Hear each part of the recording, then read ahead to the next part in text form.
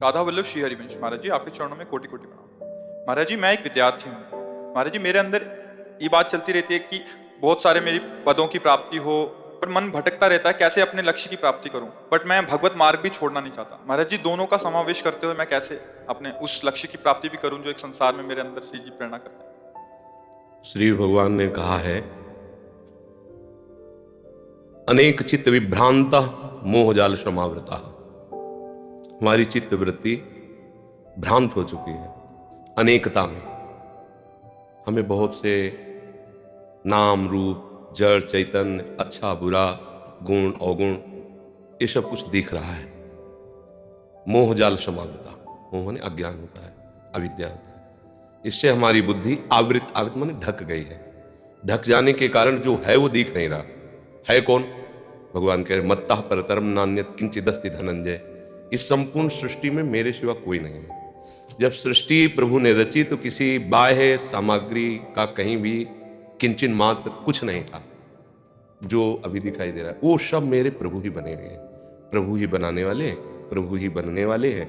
अब ये सृष्टि को जब हम प्रभु के भाव से देखेंगे, मान लो हम अभी भगवत भाव से नहीं देख पा रहे, लेकिन है ना प्रभु की, प्रभु हैं ये हम तो अनुभव नहीं कर पा रहे, पर प्रभु की है। प्रभु की है तो मुझे सेवा मिली है।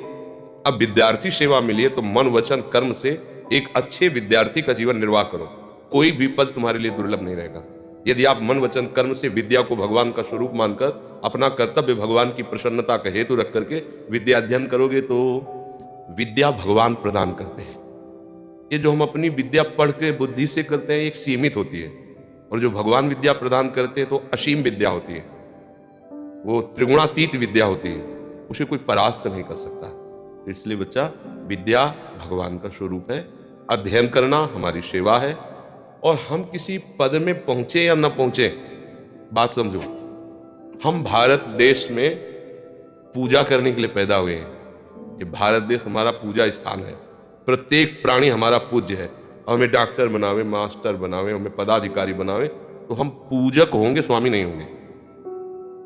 अगर हमारी ये भावना है तो मैं किसान बनकर भी पूरे देश का हित कर सकते हैं।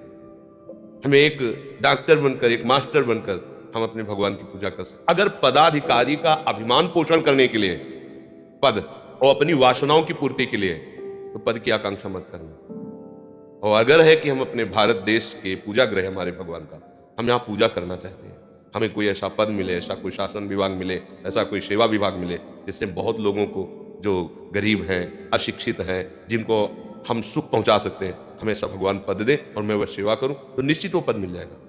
और अगर वो पद अपने अभिमान बढ़ाने के लिए मिले और अपनी वासनाओं के पोषण के लिए मिले तो तुम्हारी दुर्गति का कारण बन जाएगा।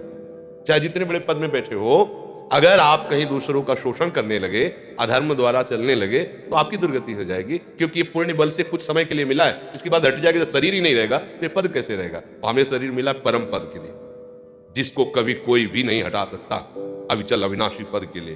तो ये संपूर्ण सृष्टि भगवान की ही सेवा है। इसको हम अलग न ले कि माला चलाना एक अलग बात है और हल चलाना या और कार्य करना अलग बात, दोनों एक बात है। वो प्रभु का पार्षद माला चला के प्रभु को प्रसन्न कर रहा है, एक प्रभु का पार्षद बॉर्डर पे खड़ा होकर के गोली चला करके वो भगवान की सेवा कर रहा है। उसमें कोई अंतर नहीं। तो इसमें ये दो विभाग हो ही नहीं सकते कि एक संसार विभाग हो गया, एक भगवान का विभाग, तब तो बड़ा गलत हो जाएगा। एक का ही विभाग है, सेवा के अलग अलग विभाग है। ये बात समझ में आपको समझ में आए?